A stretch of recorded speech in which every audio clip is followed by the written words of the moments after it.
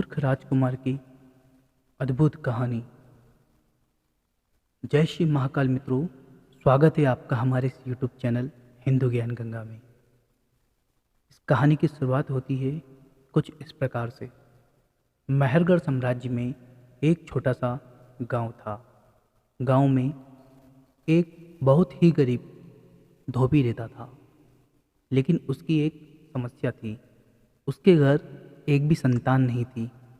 शादी को लगभग 7 साल बीत चुके थे। धोबी और उसकी पत्नी को गरीबी का इतना दुख नहीं था जितना संतान ना होने का। दोनों ने भगवान से प्रार्थना की कि हे ईश्वर, उन्हें एक संतान अवश्य दे, चाहे वह लड़का हो या लड़की।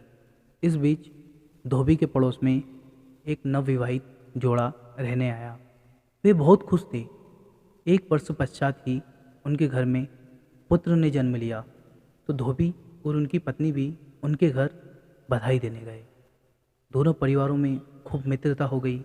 इस कारण धोबी व उसकी पत्नी की खूब आवभगत हुई।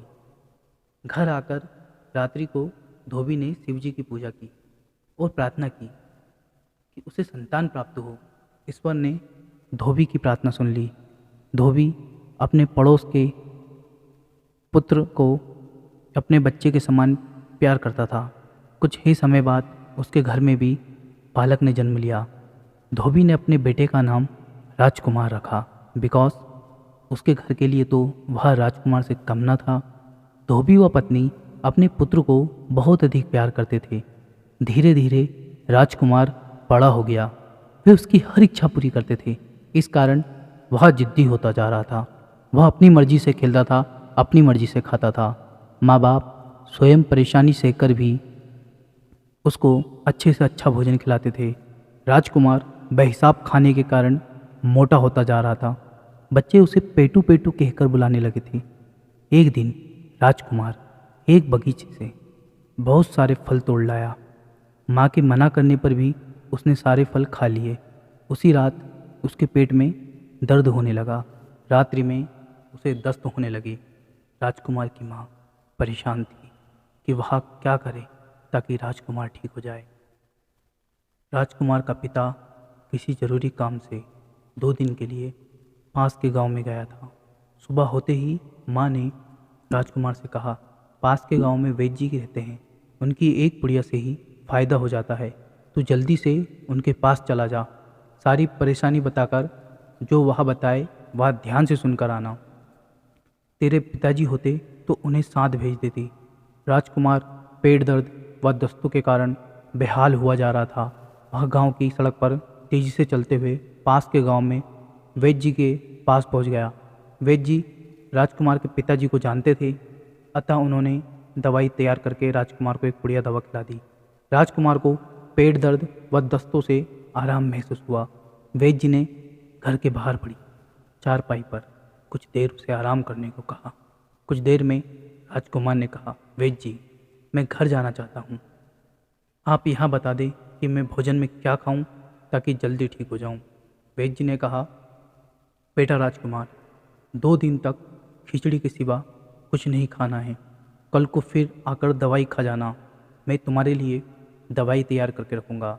राजकुमार ने खिचड़ी शब्द सुना ना था, अतः फिर बोला, क्या नाम बताया आपने? खिचड़ी। वैद्य जी ने कहा, तुम बस माँ को जाकर बता देना कि वैद्य जी ने खिचड़ी बताई है, माँ खुद बनाकर खिला देगी। राजकुमार ने पुनः पूछा, खिचड़ी?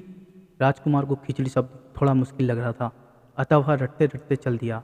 वह धीरे धीरे घर की ओर जा रहा था और मुँह से बोल रहा था, खिचड़ी खिचड़ी खिचड़ी। वह कब खिचड़ी कहते कहते खचड़ी खचड़ी कहने लगा, उसे पता ही नहीं चला। कुछ ही देर में वह खचड़ी को खाचड़ी बोलने लगा। यह खाचड़ी रटते हुए एक खेत के पास से गुजर रहा था कि खेत में काम करने वाले किसान ने उसे आवाज़ दी, ए छोकरे, इधर आ, क्या बोल रहा है? राजकुमार ने मासूमियत से जवाब दिया, खाचड़ी खाचड़ी खाचड़ी। किसान गुस्से में भरकर बोला, मैं खेत में बीज बो रहा हूँ और तू बोल रहा है खाचड़ी खाचड़ी। अगर चिड़िया मेरा बीज खा गई तो पौधे कहाँ से निकलेंगे? अगर तुझे कुछ कहना है तो बोल, उड़ चिड़ी और भाग यहाँ से। राजकुमार ने दुनिया देखी ना थी, पहली बार घर से निकला था, अतः घबरा कर रटने लगा, उड़ चिड़ी उड़ चिड़ी। वह इसी प्रकार रटता हुआ घर की ओर चल दिया।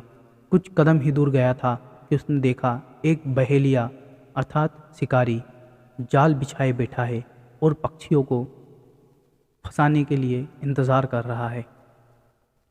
शिकारी ने राजकुमार को उड़ चिड़ी रटते देखा तो क्रोध में चिल्लाया, ए लड़के, इतना मारूंगा कि सब कुछ भूल जाएगा। उड़ चिड़ी क्यों बोल रहा है? क्या तू चाहता है कि सारी चिड़िया तेरी बात सुनकर उड़ जाए और मेरे जाल में एक भी ना फंसे? राजकुमार भोलेपन से बोला, मैं तो वैद्य जी के पास से आ रहा हूँ, उड़ चिड़ी कह रहा हूँ। शिकारी ने कहा, अच्छा, तू ऐसे नहीं मानेगा। शिकारी क्रोध से बोला। फिर शिकारी ने राजकुमार को एक थप्पड़ लगाते हुए कहा, लड़के, ऐसा बोल, आते जाओ फंसते जाओ, आते जाओ फंसते जाओ। बेचारा राजकुमार रोते रोते बोला, आते जाओ फंसते जाओ। फिर वह इसी प्रकार रटते हुए आगे चल दिया। वह थोड़ी ही दूरी पर आगे बढ़ा था कि उसे कुछ लोग इकट्ठे होकर बातें करते दिखाई दिए। वे सब चोर थे और किसी रईस के घर में चोरी की योजना बना रहे थे। तभी उधर से राजकुमार रटते हुए निकला, आते जाओ फंसते जाओ। एक चोर का ध्यान राजकुमार की बात की ओर गया तो उसने फौरन बाकी चोरों का ध्यान राजकुमार की रट की ओर लगाया। पांचों चोरों ने सुना तो दौड़कर राजकुमार के पास आए और राजकुमार को मारने लगे। बेचारा राजकुमार हैरान परेशान कि वे सब उसे क्यों मार रहे हैं। वह बोला, चाचा, मैं तो अपने घर जा रहा हूँ, तुम मुझे क्यों मार रहे हो? एक चोर बोला, हम चोरी करने जा रहे हैं और तू हमें बदुआ दे रहा है कि कुछ हम आते जाएं और फंसते जाएं, यानी एक एक करके पकड़े जाएं। ऐसी बुरी बात तो हम अपने घर वालों की भी नहीं सुन सकते। तुझे अगर कुछ कहना ही है तो बोल, ले आओ, रख आओ। अगर कुछ और बोला तो हम तुझे जिंदा नहीं छोड़ेंगे। क्या समझा? राजकुमार बोला, कुछ नहीं समझा, आप जो कहेंगे वही बोलूँगा। आप बताओ मैं क्या बोलूँ? चोर ने कहा, तुम बोलो, ले आओ, रख आओ, समझे? एक चोर ने कहा। राजकुमार बेचारा हैरान परेशान था। वह यह रटते हुए घर की ओर चल दिया। ले आओ, रख आओ। राजकुमार अभी कुछ ही दूर गया था कि उसने देखा कि कई सारे व्यक्ति एक शव यात्रा निकाल रहे हैं। कोई जवान व्यक्ति मर गया था। रिश्तेदार व परिजन बुरी तरह रो रहे थे, परंतु राजकुमार को तो किसी से कुछ लेना देना ना था। वह धीरे से वही रटता रहा जो चोरों ने बताया था। अर्थी उठाने वाले एक व्यक्ति ने राजकुमार की बात सुन ली। वह क्रोध से पागल उठा और जोर से चिल्लाया, पकड़ो उस छोकरे को, देखो भागने ना पाए। इसे देखो, यह क्या बक रहा है, ले आओ, रख आओ। यह हमारे लिए इतनी अशुभ बातें बोल रहा है, हम क्यों किसी की अर्थी बार बार लाएं? क्रोधित रिश्तेदार ने सुना तो राजकुमार से पूछने लगे कि वह क्या कह रहा है। भोले राजकुमार ने डरते डरते बता दिया कि वह क्या बोल रहा है। रिश्तेदारों ने राजकुमार को बहुत समझाया, तुम जो बोल रहे हो वह बहुत गलत बोल रहे हो, तुम्हें कुछ बोलना ही है तो यह बोलो, ऐसा दिन कभी ना हो, ऐसा दिन कभी ना हो। राजकुमारा बेचारा मरता क्या नहीं करता, वह यही रटते हुए चल दिया, ऐसा दिन कभी ना हो, ऐसा दिन कभी ना हो। वह बेचारा डर के मारे समझ ही ना पा रहा था कि उसके साथ इतना बुरा क्यों हो रहा है। बचपन से आज तक उसने माँ बाप से अधिक डांट तक नहीं खाई थी, पिटाई का तो सवाल ही ना था। उसने घर के आसपास के अलावा बाहरी दुनिया देखी ही नहीं थी। शाम ढल चुकी थी। रटते रटते वह थोड़ी ही दूर आगे गया था कि उसने देखा कि कोई बारात निकल रही है, बड़े जोर शोर के साथ राजा महाराजा की बारात। वह सड़क के किनारे खड़े होकर अपनी बाट रटते हुए बारात देखने लगा। उसे पता न था कि यहाँ किसी राजा के बेटे की बारात निकल रही है। एक सैनिक ने सुना कि एक लड़का कुछ बोल रहा है। उसने ध्यान से सुना तो दौड़कर राजा के पास आया और उसे सारी बात बताई। राजा को यह सुनकर बड़ा क्रोध हुआ कि कोई लड़का कह रहा है ऐसा दिन कभी ना हो। राजा ने तुरंत उस लड़के को पकड़ने का आदेश दिया।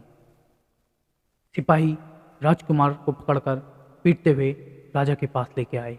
राजकुमार बेचारा रोने लगा। राजा ने पूछा, ए लड़के, तुम्हें इस शादी से क्या दुख है? राजकुमार बेचारा समझ ही ना सका कि राजा ऐसा क्यों पूछ रहे हैं। उसने कहा, मुझे तो इस शादी से कोई दुख नहीं है। राजा ने कहा, क्या तुम नहीं जानते हो कि यह एक राजा के बेटे की बारात है और अशुभ बात बोल रहे हो कि ऐसा दिन कभी ना हो? राजकुमार ने जो ही अपनी बात विस्तार से राजा को सुनानी शुरू की, राजा समझ गए कि राजकुमार बेचारा नादान है। उन्होंने राजकुमार से कहा कि तुम्हें यह बोलना चाहिए ऐसा दिन सभी का हो। राजकुमार ने कहा, ठीक है। तब राजा ने सिपाहियों को आदेश दिया, जाओ राजकुमार को उसके घर पहुंचा दो, क्योंकि वह अपने घर का रास्ता भटक गया है। सिपाही राजकुमार को उसके घर छोड़ आए। माँ सिपाहियों तथा राजकुमार को देखकर हैरान सी हो गई। राजकुमार बेचारा रो रहा था। उसके बदन में पिटाई के कारण बहुत दर्द था। राजकुमार ने रोते रोते अपनी माँ को सारा हाल सुनाया। फिर पूछा, माँ ऐसा क्यों होता है कि कोई आदमी एक बात बोलने को कहता है और दूसरा आदमी उसी बात पर मानने लगता है? माँ ने कहा बेटे से कि बेटा, समय व मौके के अनुसार शब्दों के अर्थ बदल जाते हैं। राजकुमार ने प्रश्नवाचक दृष्टि से माँ की ओर देखा तो माँ ने कहा, सो जाओ बेटा, तुम बहुत भोले हो, इन बातों का मतलब नहीं समझ सकोगे। परंतु बेचारे राजकुमार को बदन दर्द के मारे नींद नहीं आ रही थी। पेट दर्द तो वह कब का भूल चुका था। इसलिए कभी भी दुनिया में ज़्यादा सीधापन भी ठीक नहीं होता, हमें थोड़ा सा चतुर भी होना चाहिए। दोस्तों, आशा करता हूँ यह कहानी आपको पसंद आई होगी। यदि यह कहानी आपको पसंद आई तो कृपया चैनल को सब्सक्राइब करें, वीडियो को लाइक एवं कमेंट करना ना भूलें। मिलते हैं ऐसी ही नेक्स्ट कहानी में। जब तक के लिए जय श्री राधे, धन्यवाद।